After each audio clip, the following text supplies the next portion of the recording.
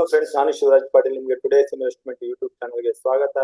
So ಈ video ಮಾಡಕ್ಕೆ ಕಾರಣ ಅಂತಂದ್ರೆ, ಶುಕ್ರವಾರ ದಿನ 12th ಏಪ್ರಿಲ್ ನಮ್ಮ ಇಂಡಿಯನ್ ಮಾರ್ಕೆಟ್ ಅಲ್ಲಿ ಕರೆಕ್ಷನ್ ಬಂದು ಇಂಡಿಯನ್ ಮಾರ್ಕೆಟ್ ಡೇ ಲೋ ನಲ್ಲಿ ಕ್ಲೋಸ್ ಆಗಿದ್ವು. ಅಲ್ಲಿಂದ ನಿಫ್ಟಿಯ ಫ್ಯೂಚರ್ ಅಂತಾನೆ ಕನ್ಸಿಡರ್ ಮಾಡು gift Nifty 150 point again low ನಲ್ಲಿ ಬಂದು ಕ್ಲೋಸ್ ಆಗಿದೆ.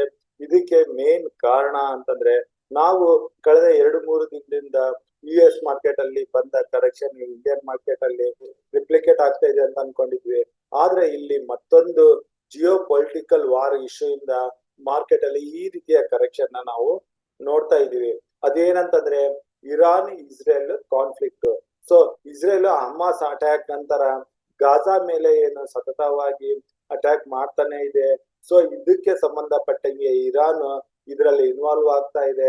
ಸೊ ಗಾಜಾ ಮೇಲೆ ನಡೀತಿರೋ ಅಟ್ಯಾಕ್ ನ ನಿಲ್ಲಿಸೋಕೆ ಸತತವಾಗಿ ಹೇಳ್ತಾ ಇತ್ತು. ಆದ್ರೆ ಇಸ್ರೇಲ್ ಯಾವ ಕಂಡೀಷನ್ ಅಲ್ಲೂ ಗಾಜಾ ಮೇಲಿನ ಅಟ್ಯಾಕ್ಸ್ ನ ನಿಲ್ಲಿಸ್ತಾ ಇದ್ದಿಲ್ಲ.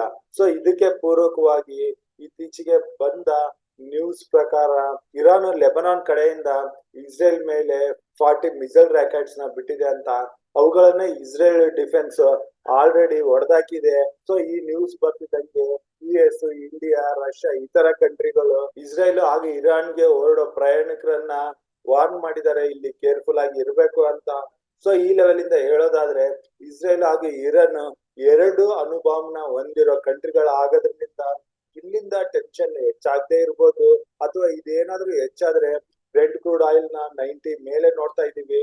ಬ್ರೆಂಟ್ ಕ್ರೂಡ್ ಆಯಿಲ್ 100 ಮೇಲೆ ಹೋಗೋ ಚಾನ್ಸಸ್ ಇದೆ. ಇದರಿಂದ ಗ್ಲೋಬಲಿ ಈಕ್ವಿಟಿ ಮಾರ್ಕೆಟ್ಗೆ ತುಂಬಾ ಎಫೆಕ್ಟ್ ಆಗೋ ಚಾನ್ಸಸ್ ಇದೆ.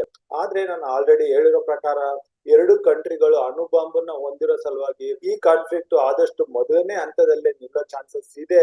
ಸೊ ಹಾಗೇನಾದ್ರೂ ನಿಂತ್ರೆ ಈಕ್ವಿಟಿ ಮಾರ್ಕೆಟ್ ಅಲ್ಲಿ ಏನಾದ್ರೂ ಬರ್ತಿರೋ ಕರೆಕ್ಷನ್ ಇಮಿಡಿಯೇಟ್ ಆಗಿ ಯೂಟರ್ನ್ ನೋಡುದು ಒಳ್ಳೆ ಅಪ್ ಕೊಡೋ ಚಾನ್ಸಸ್ ಇದೆ. ಹಾಗಾಗಿ ಈ ನ್ಯೂಸ್ ಇಂದ ನಾವು ನಮ್ಮ ಲಾಂಗ್ ಟರ್ಮ್ ಇನ್ವೆಸ್ಟ್ಮೆಂಟ್ ನ ಯಾವುದೇ ಕಾರಣಕ್ಕೂ ಪ್ಯಾನಿಕ್ ಅಲ್ಲಿ ಸೆಲ್ ಮಾಡೋದು ಬೇಡ. ಹಾಗೂ ನಾನು ಆಲ್ರೆಡಿ ಹೇಳ್ತಾ ಬಂದಿದ್ದಂಗೆ, ಈ ಎಲೆಕ್ಷನ್ ಮುಗಿಯೋವರೆಗೂ ಹಾಗೂ ನಮ್ಮ ನೆಕ್ಸ್ಟ್ ಯೂನಿಯನ್ ಬಜೆಟ್ ಬರೋವರೆಗೂ ನಾವು ಆದಷ್ಟು ಹೊಸ ಇನ್ವೆಸ್ಟ್ಮೆಂಟ್ ನ ಆದಷ್ಟು ಹೋಲ್ಡ್ ಮಾಡೋಣ. ಈ ಲೆವೆಲ್ ಇಂದ ಏನಾದ್ರೂ 5-10% ಕರೆಕ್ಷನ್ ಆದ್ರೆ ಅಲ್ಲಿಂದ ನಮ್ಮ ಹೊಸ ಇನ್ವೆಸ್ಟ್ಮೆಂಟ್ ನ 50% ಇನ್ವೆಸ್ಟ್ಮೆಂಟ್ ಮಾಡೋಣ. ಹಾಗೂ ಭಾರತದ ಎಲೆಕ್ಷನ್ ಆದ್ಮೇಲೆ ಹೊಸ ಯೂನಿಯನ್ ಬಜೆಟ್ ಬಂದ್ಮೇಲೆ ಹೊಸದಾಗಿ ಇನ್ವೆಸ್ಟ್ಮೆಂಟ್ ಮಾಡೋಕೆ ಯೋಚನೆ ಮಾಡೋಣ. ಸೊ ನಾನು ಕೊಟ್ಟಿರೋ ಮಾಹಿತಿ ನಿಮ್ಗೆ ಇಷ್ಟ ಆದಲ್ಲಿ ವಿಡಿಯೋನ ಲೈಕ್ ಮಾಡಿ, ನಿಮ್ಮ ಫ್ರೆಂಡ್ಸ್ ಸರ್ಕಲ್ ಅಲ್ಲಿ ಶೇರ್ ಮಾಡಿ, ನಿಮ್ಮ ಅನಿಸಿಕೆನ ಕಮೆಂಟ್ ಬಾಕ್ಸ್ ಮೂಲಕ ತಿಳಿಸಿ. ನಮ್ಮ ಯೂಟ್ಯೂಬ್ ಚಾನಲ್ ಇನ್ನೂ ಸಬ್ಸ್ಕ್ರೈಬ್ ಮಾಡಿಲ್ಲ ಅಂದ್ರೆ ತಕ್ಷಣ ಸಬ್ಸ್ಕ್ರೈಬ್ ಮಾಡಿ. ಸೊ ಇಷ್ಟು ಹೇಳ್ತಾ ಈ ವಿಡಿಯೋ ಇಲ್ಲಿಗೆ ಮುಗಿಸ್ತಾ ಇದ್ದೀನಿ. ನನ್ನ ಮುಂಬರುವ ವಿಡಿಯೋ ಬರೋವರೆಗೂ ನಿಮ್ಗೆ ನನ್ನ ಕಡೆಯಿಂದ ಧನ್ಯವಾದಗಳು. ಜೈ ಹಿಂದ್.